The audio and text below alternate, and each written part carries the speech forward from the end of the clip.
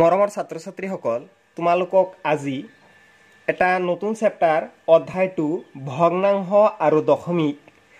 সপ্তমান শ্ৰেণীৰ যেটো অনুশীলনী 2.1 এটো তোমালোকক বিতংভাৱে বুজোৱা হ'ব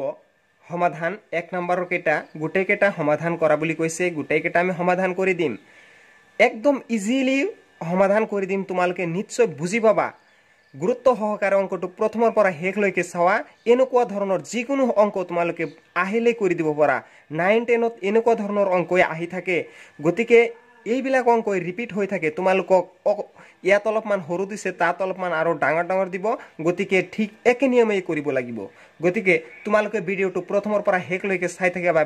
চেনেলটো সাবস্ক্ৰাইব কৰি চেনেলটো লগতে থাকিবা বেল আইকনটো অন কৰি দিবা সো 1 নম্বৰটো কি কৈছে সমাধান কৰিম আমি 1 নম্বৰটোৰ সমাধান 1 নম্বৰৰ সমাধানটো চাই লোৱা ইয়াত দিছে 2 - 3/5 2 - 3/5 গতিকে এটো আমি কিলোমিটার ইয়াৰ লহাগু তোমালোকে নিশ্চয় বুজি পাইছা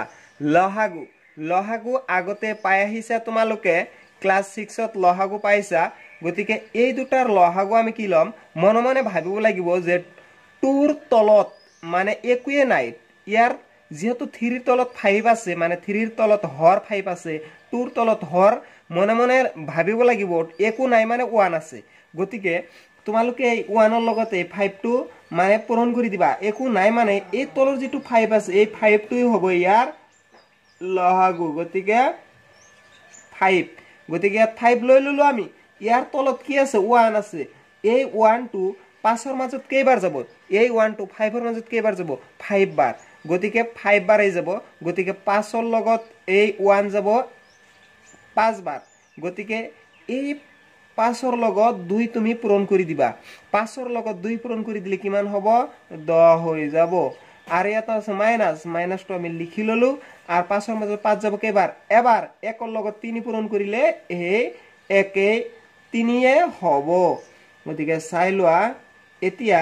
এই 10ৰ পৰা 3 গলে কিমান থাকে 7 থাকে আৰু তলত 5 আছে 5 টো আমি লিখি দিলু এনেকুৱা ধৰণৰ হ'ব সমাধান বুজি পাইছা নিশ্চয় তাৰ পিছত তোমালোকে চাবা 2 নম্বৰ অঙ্কটো তে কি কৈছে ইয়াত আছে 4 + 7/8 অৰ্থাৎ 4 + 7/8 এই অঙ্কটো আমি সমাধান কৰিম তোমালোকে চাই লোৱা একদম সহজ পদ্ধতিতে আমি সমাধান কৰিম তোমালোকে ভিডিওটো চাই লোৱা যেহেতু ইয়াত 8 আছে আৰু 4ৰ তলত একোৱে নাই হয় না নহয় একোৱে নাই মানে 8 এ ইয়াৰ লহাগু লব লাগিব 8 আমি লৈছো এতিয়া তোমালে এটা কথা লক্ষ্য কৰা ইয়াৰ তলত একোৱে নাই মানে 1 আছে গতিকে এই 1 টো এই 8ৰ মাজত কেইবাৰ যাব 8 বাৰ যাব হেই 8ৰ লগত আকৌ 4ৰ পূৰণ কৰি দিব লাগিব এই 4 টো আছে 4 টো তুমি লিখি লৈছা এতিয়া তলত যে 1 আছে 1 টো 8ৰ মাজত কেইবাৰ যাব 8 বাৰ যাব গতিকে এই 8 ৰে এই 4ক পূৰণ কৰিব লাগিব গতিকে আমি পূৰণ কৰি দিলু এতিয়া প্লাস আছে প্লাসটো আমি লিখি ললো 8ৰ মাজত কেইবাৰ যাব এক বাৰ যাব 1ৰ লগত 7 পূৰণ কৰিলে হাতেই হ'ব এতিয়া তুমি লক্ষ্য কৰিবা ইয়াত তলত আছে 8 আমি 8 লিখি লৈছো আৰু 4ৰ লগত 8 পূৰণ কৰিলে কিমান হয় 32 হয় 32 + 7 এতিয়া তোমালোকে এটা কথা লক্ষ্য কৰা এতিয়া ইয়াৰ সমাধান হৈ যাব ইয়াৰ সমাধানটো আমি এতিয়া লিখিম 39/8 এইটো হ'ব ইয়াৰ সমাধান তোমালোকে নিশ্চয় বুজি পাইছা এতিয়া আমি নেক্সট সমাধান কৰিম তোমালোকে চাই লোৱা 3 নম্বৰ অঙ্কটো এতিয়া আমি কৰিম 1 নম্বৰটো কৰিলো 2 নম্বৰটো কৰিলো এতিয়া আমি 3 নম্বৰ অঙ্কটো কৰি আছো ইয়াত কি আছে ইয়াত লহাগু লব লাগিব ইয়াত 5 আছে আৰু ইয়াত 7 আছে এটা কথা লক্ষ্য কৰিব লাগিব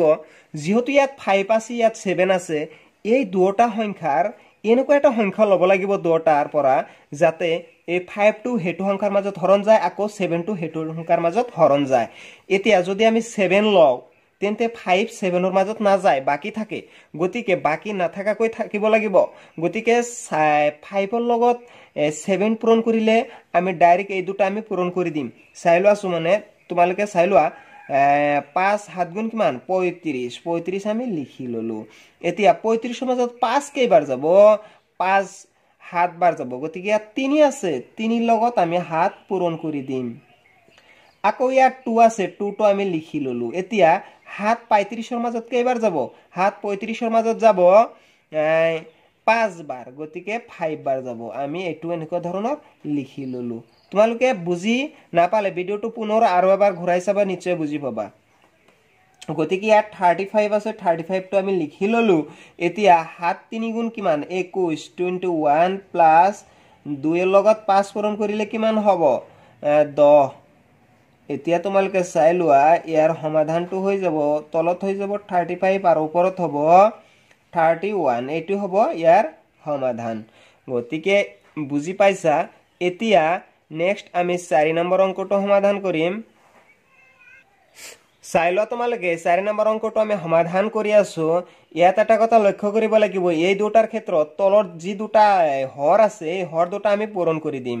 এটো কেনেকুৱা ধৰণৰ পূৰণ কৰি দিম এটো তোমালোকে ভিডিওটো লক্ষ্য কৰা 11 আৰু 15 গতিকে 11 * 15 আমি লিখি দিলো এতিয়া এটা কথা ইয়াত লক্ষ্য কৰিব লাগিব যে 11 to 11 ৰ মাজত কেইবাৰ যায় এবাৰ যাব 11 11 এ ক্যান্সেল গৈ এবাৰ গল গতিকে ইয়াত 15 থাকে আৰু ওপৰত 9 থাকে গতিকে ওপৰত 9 ওপৰত কিমান আছে 9 ইনটু এই হৰ 15 টো আমি ইয়াত লিখি লৈছো এতিয়া মাইনাস আছে মাইনাস দি ললো আকৌ তোমালোকে কি কৰিবা এই দুটা লহাগু আকৌ লবা তেন্তে আগত লবা 15 তাৰ পিছত ইনটু 11 ললা হ্যাঁ এতিয়া এই 15 15 ৰ মাজত কেইবাৰ যাব এবাৰ যাব গতিকে ইয়াত আছে 4 4 টো আমি লিখি ললো এতিয়া এই 11 টো বাকি আছে এই 11 টো ওপৰৰ লগত পূৰণ কৰি দিয়া তোমালোকে পূৰণ কৰি দিছা এতিয়া তোমালোকে ইয়াত সোৱা 9 ৰ লগত 15 পূৰণ কৰিলে কিমান হয় এটো আমাৰ তোমালোকে সোৱা 9 ৰ লগত 15 পূৰণ কৰিলে হয় 135 আৰু 11 ৰ লগত 15 পূৰণ কৰিলে 165 হয় আৰু এটা কথা ইয়াত লক্ষ্য কৰিব লাগিব 4 আছে 4 ৰ লগত 11 পূৰণ কৰিলে কিমান হয় 44 হয় এইকেটা আমি লিখি ললো এতিয়া তোমালোকে এই 9 ৰ লগত 15 পূৰণ কৰিছে 9 ৰ লগত 15 পূৰণ কৰিলে কিমান হয় 135 টো লিখি ললা 135 লিখি ললা আৰু তলত কি হ'ব তলত 165 গতিকে মাইনাস এতিয়া ইয়াতো 165 হ'ব 165 হ'ব আৰু ওপৰত হ'ব 44 এতিয়া আমি অংকটো কৰিম 165 আৰু 135 মাইনাস 44 এতিয়া 165 আৰু 135 ৰ পৰা 135 ৰ পৰা 44 গলে কিমান থাকে 91 গতিকে এটো হৈ যাব ইকুৱেট ভ্যালু গতিকে তোমালোকে এনেকুৱা ধৰণৰ অংকটো কৰি দিবা এতিয়া আমি 5 নম্বৰ 6 নম্বৰ 7 নম্বৰ এইকেটা আমি অংক কৰিম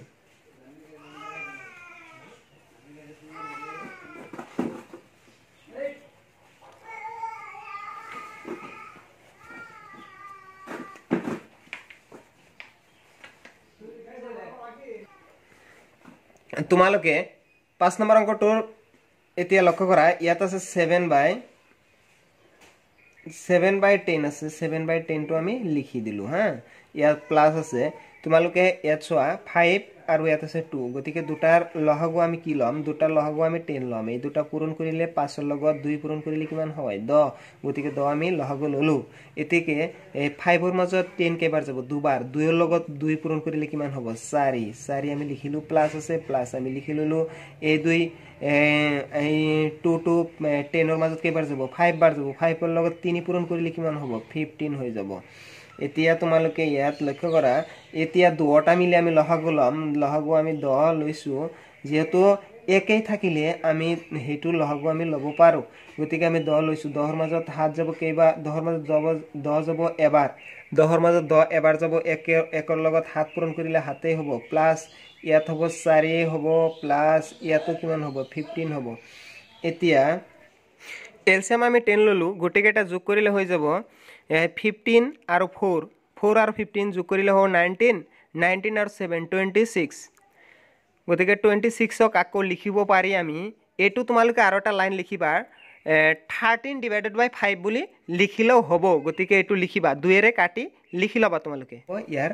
ভ্যালু গতিকে আমি এইটো লিখি ললো এতিয়া 2 নম্বৰটো সমাধান কৰিম সমাধান আৰু নিলিখিলো এতিয়া সমাধান কৰি আছো তোমালোকে চাই লোৱা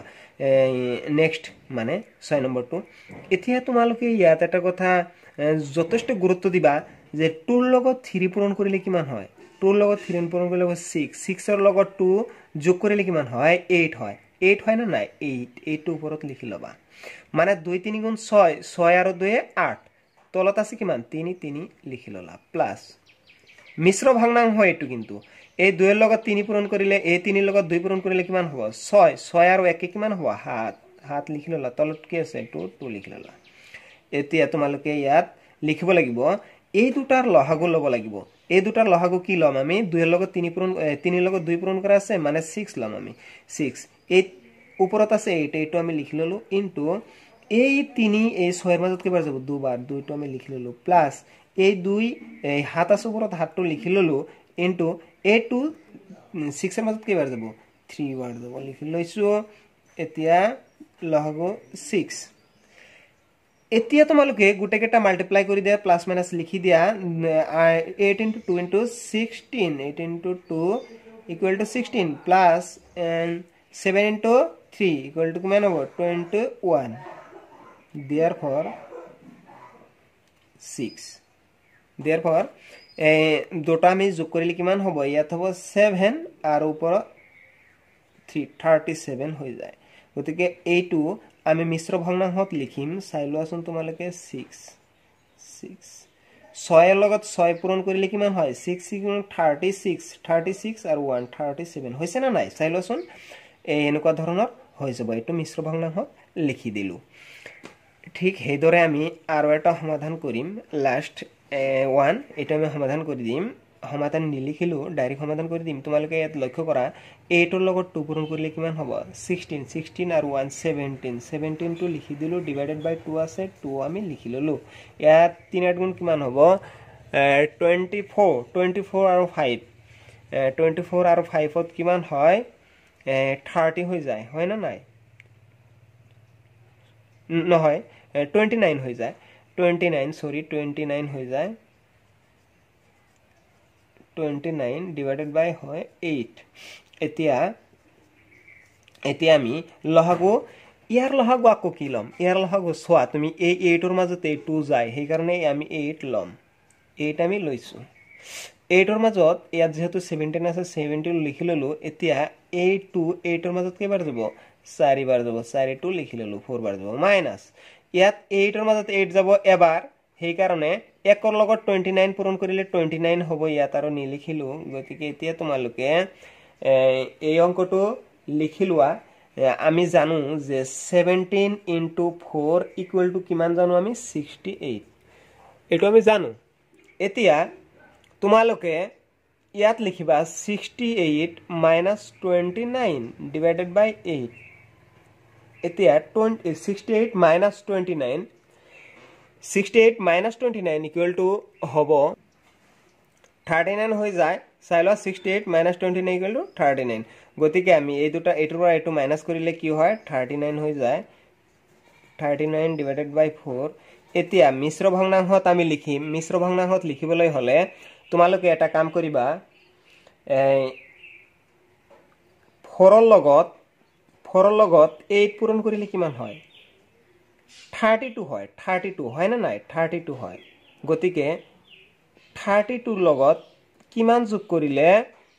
29 হ'ব 32 লগত আৰু 7 যোগ কৰিলে 29 হ'ব গতিকে এইটো হৈ যাব